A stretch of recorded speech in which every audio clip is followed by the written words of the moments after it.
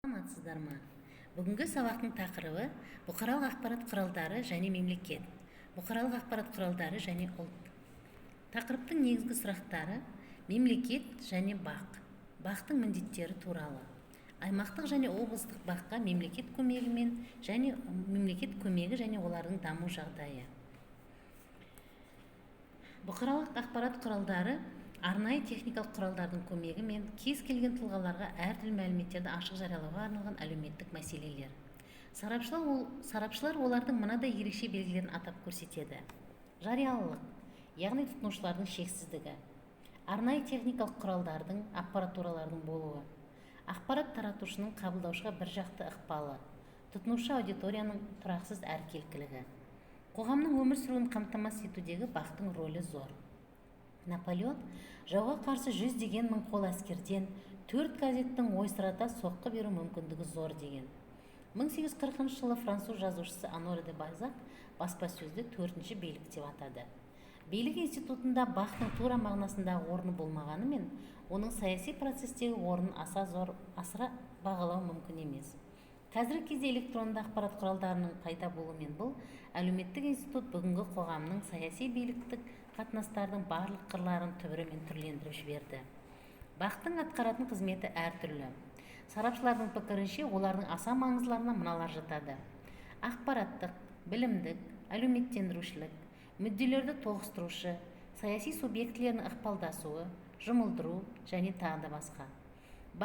Бұқаралық ақпарат құралдарының ақпараттық қызметі азаматтарға, билік органдарына, қоғамдық институттарға аса маңызды жалпы оқиғалар, құбылыстар, процестер жайлы мағлұматтар таратудан тұрады.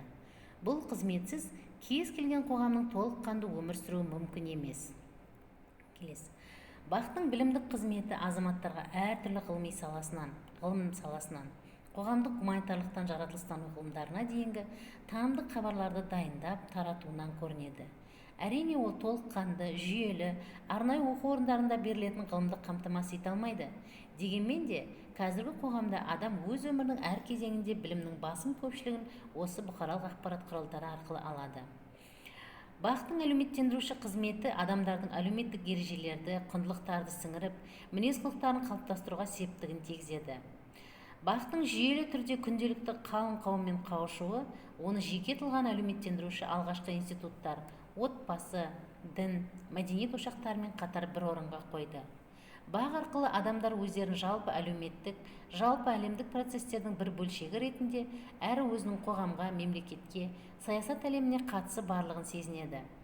Саяси журналистердің үгіт-насихатының арқасында азаматтар әлеуметтік саяси процестердің белсенді қатысушыларына айналады. Бақтың мүдделі тоғыстырушы қызметі бақ қызметінің міндетті тұсы.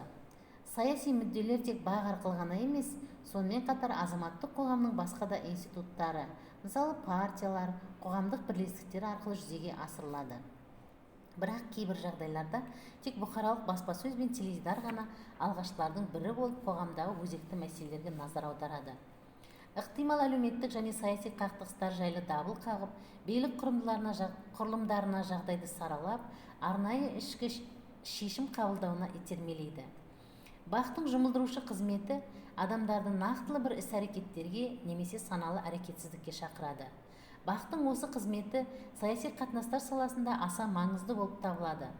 Азаматтардың белсенділігін ынталандыра отырып, бақ сайлау кампаниялары мен дауыс беру қорытындыларына айтулы ықпал етеді.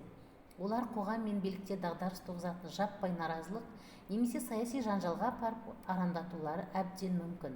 Сондай-ақ, олар қоғамға өмірлік маңызы бар міндеттерді шешуге, азаматтарды жұмылдыруда биліктің тиімді одақтасына айнала алады.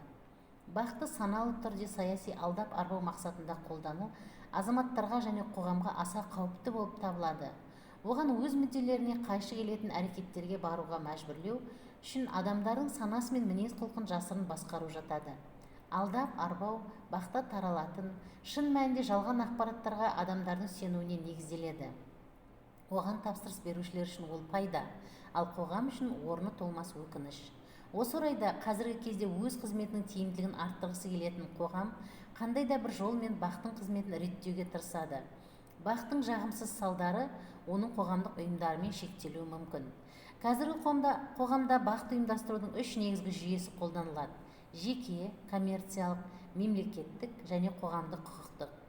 ақш-та қолданылатын бірінші жағдайда бұқаралық ақпарат құралдары жеке меншік нысанда және тек жарнамадан, жеке жәрдем берушілердің есебінен қаржыландырылады.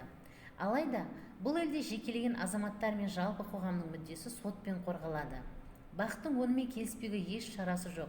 Екінші жағдайда бұқаралық ақпарат құралдары негізінен мемлекеттің қарамағында. Олар парламентке, үкіметке бағынышты. Ол үшін арнайы қызметтер құрылады. Электронды бұқаралық ақпарат құралдарын ұйымдастырудың үшінші түрі Германияда басым. Бұл жерде радио мен теледидар азаматтардан жиналатын арнайы салық есебінен қаржыландырылады. Олардың заңдық тұлға құқы және өзін-өзі басқару құқы бар. Алайда бұл аталған ұйымдастыру, бақылау түрлерінің ешқайсысы да әмбебап әрі мінсіз деп айтуға келмейді.